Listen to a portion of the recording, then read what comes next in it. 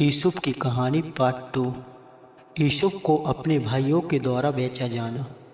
यूसुफ के भाई अपने पिता की भेड़ बकरियों की देखभाल करने के लिए सिक्केम को गए थे। तब याकूब ने यूसुफ से कहा, सिक्केम को जा और देख कि तेरे भाई और भेड़ बकरियां सब ठीक है, और तब वापस लौट कर मुझे बता। यूसुफ ने उत्तर दिया, हाँ मैं जाऊंगा। इस प्रकार उसके पिता ने हेब्रोन घाटी के मार्ग से जाने की उसे आज्ञा दी। यूसुफ सिक्कोम पहुंचा और इधर उधर अपने भाइयों को देखने लगा। तब एक व्यक्ति ने उससे पूछा, तू किसे देख रहा है? उसने उत्तर दिया कि मैं अपने भाइयों को देख रहा हूँ जो अपनी भेड़ बकरियों की देखभाल कर रहे हैं। क्या तू मुझे बता सकता है कि वो कहाँ हैं?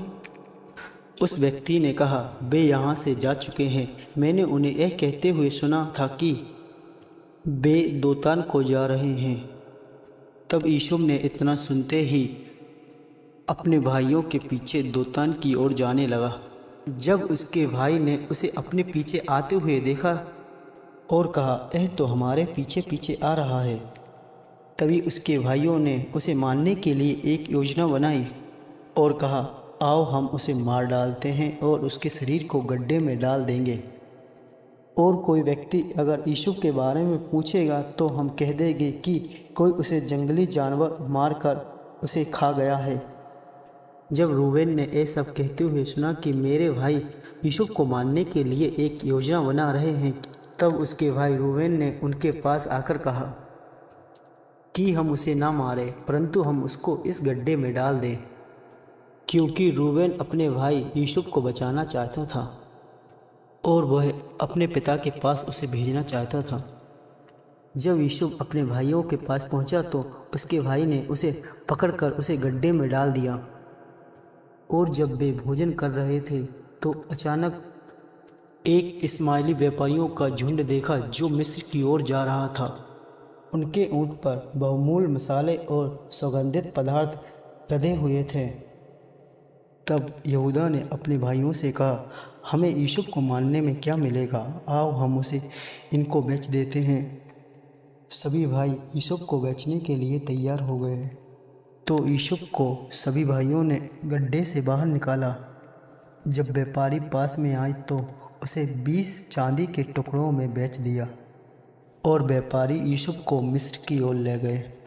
जब यूसुफ को बेचा जा रहा था तो रूबेन वहाँ नहीं था।